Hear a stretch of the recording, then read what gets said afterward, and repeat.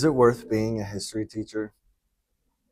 There are so many people out there that say history teachers are the best, or being a history teacher is the easiest job. But today I'm going to break down for you what is it really like being a history teacher from personal experience. I am now halfway through my fourth year being a teacher. And I can say that being a history teacher has to be one of the most difficult jobs. And let me tell you why. Being a history teacher has its ups and downs. A lot of people think that all we do is just play movies and talk politics. But in reality, from my experience, it is beyond that. Being a teacher, dealing with social studies, civics, government, politics, geography, history, has a lot of benefits. One of the best things that I can help with students is build their critical thinking through source analysis, through intellectual conversations. But when students show up to class, pay attention, participate in the assignments, they are building their prefrontal cortex, the part of the brain that is dealing with analytical thinking, answering the deeper questions and meaning behind things, making connections between stuff that we have talked about at the beginning and the end of the semester. It is so awesome to see students really sit and think about the stuff that we've talked about in class. I've had students make deep connections between early China and ancient China and modern China. It is awesome to see students do this. But one of the things that I noticed with being a civics teacher specifically is in 2025, we're seeing a huge realignment in politics where people are talking about what is going on in government. And my students in my community are impacted most by the policy decisions made by the current administration. I'm a teacher in a immigrant community. Mr. Schneider and Ms. V, can you guys come to the front desk, please? ASAP. What a day. Oh my goodness. Whew. Well, you guys saw my morning. I started recording this video after work and then I got called up to the front and I got to meet a former student of mine. Oh, it was good. I'll tell a little bit more about that at the end. I believe where I left off, I'm going to show you guys the first part, and I'm going to come back here. And I believe where I left off, I was talking about my community. So the students that I serve are majority either immigrants or children of immigrants. And assuming that these students at least have seen something dealing with the federal government, the deployment of federal agencies, these students are severely impacted by our current climate. And I have to be careful with my words on here because I don't want to get flagged or whatever. It's a very crazy time right now. And being a history teacher involves with having an extreme careful choice of words that I say to my students. I have to speak very clearly and precisely about what I am trying to say to them. My students need to know exactly what is happening in our world, but I can't tell them what I believe. I can't. And that's one of the hardest things that I have to navigate. My friends and family know that I'm a very passionate person about my beliefs. I have very strong beliefs.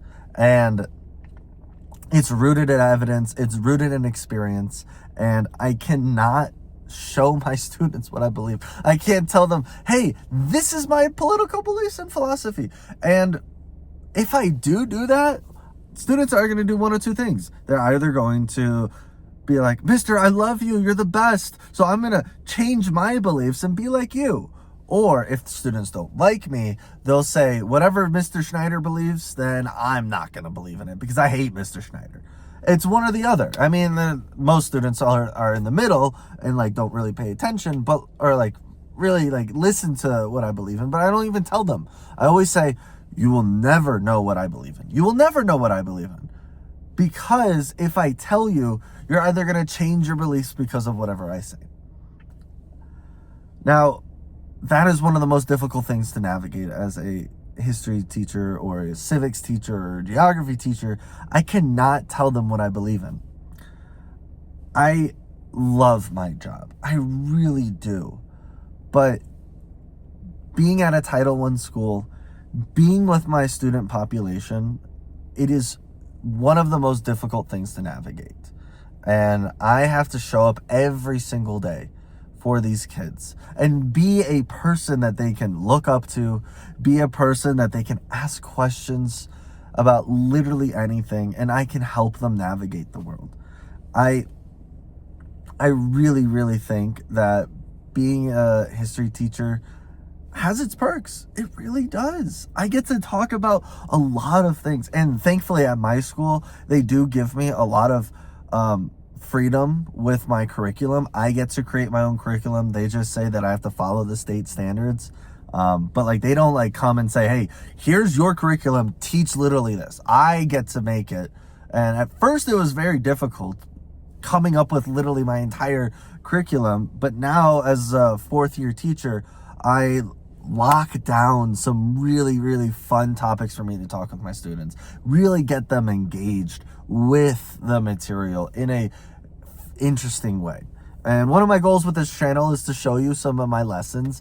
I haven't really done that this year. I just started this channel. I'm trying to navigate being a content creator.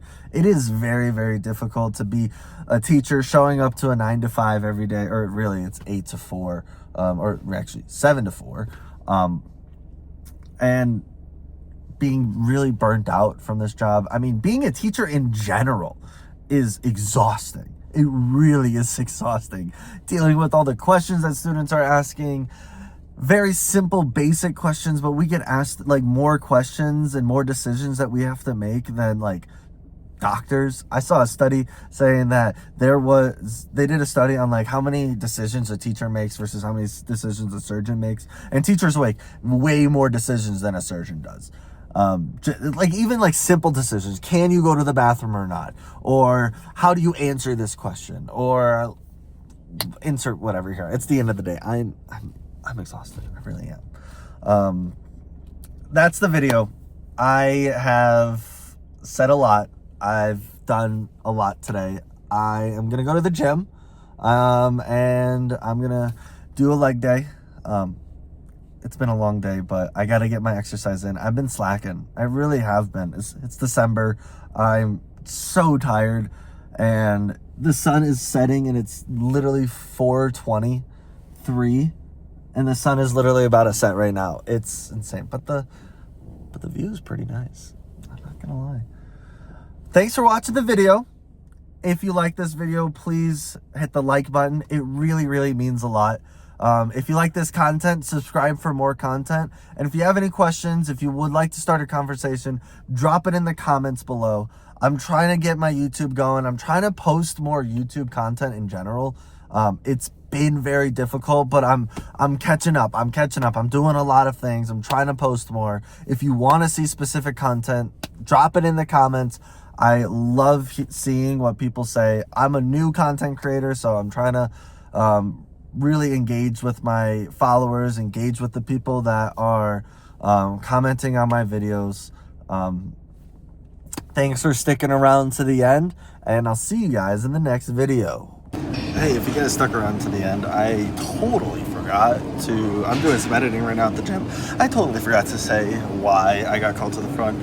So a former student of mine who wasn't able to graduate out of school, they were a senior, they didn't have enough credits, and they had to go to an alternative school, came and visited us and gave me a flyer to their graduation. They went to an alternative school so that they could get their diploma. They're a few years older than the average age for a college grad or high school graduate, and they gave me a flyer to see them graduate in May. That is so exciting. And oh man, this kid was a great kid. I've had a lot of great conversations with them. I felt so sad that they couldn't finish their high school career with us, but I'm so happy that they were able to get their diploma in May. Oh, it's how exciting. Anyway, thanks for staying around, and if you saw this part, you should definitely like the video. If you didn't like the video now, like it right now. It means a whole lot.